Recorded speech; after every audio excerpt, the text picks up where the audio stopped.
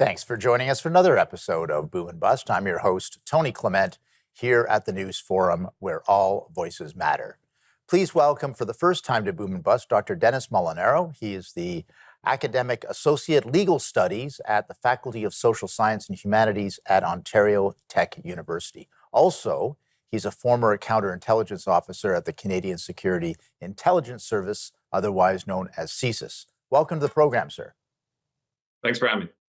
I guess the first thing, maybe just describe your work, both past and present, give our audience a sense of who you are.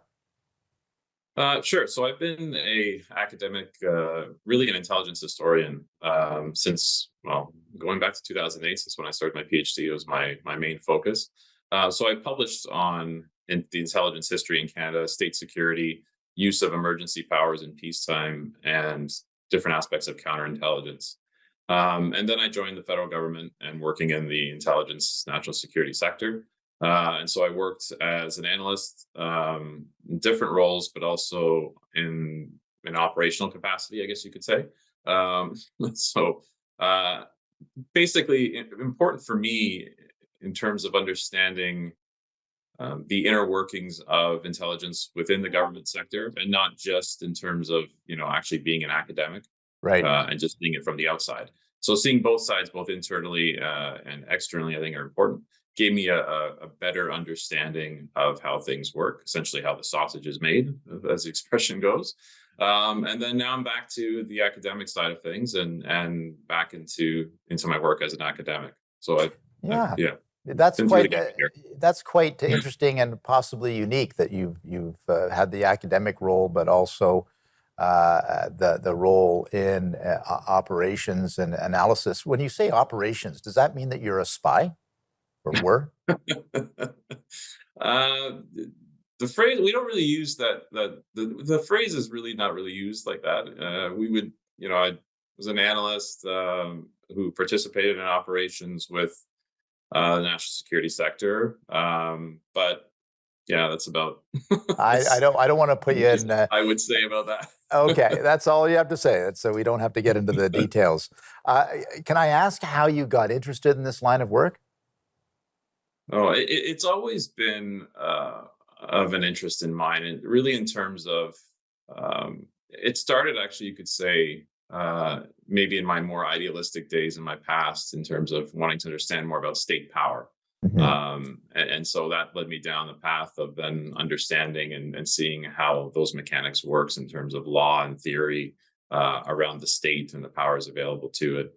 But then that brought an interest in intelligence, especially once I was at U of T, and then I started, getting more into the subject of intelligence and working with great academics at the time who were at U of T. It led me down the path really of getting more into the subject, enough that I started teaching on it, started publishing on it, and then I wanted to actually be a part of it. So indeed. Okay, no, that's a great explanation. So let's talk, and we've got a couple of minutes before the break. We might have to do a two-parter here, but let's talk about the National Security and Intelligence Committee of Parliamentarians. It's been around for about 5 years now. Would you care, and it's there to comment on national security issues. How has that experiment gone, would you say? I'd say it needs work. It's one of those things that, in Canada, we've been creating committees, we've been creating bodies, advisor councils and what have you. But what about the support structures that go into those things? The devil's in the details of a lot of things that we create.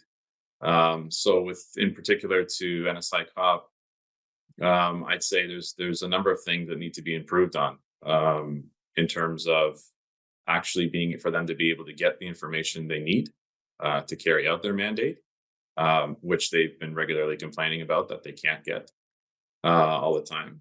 And the fact that they report directly to the Prime Minister, I think, is also a bit of a problem.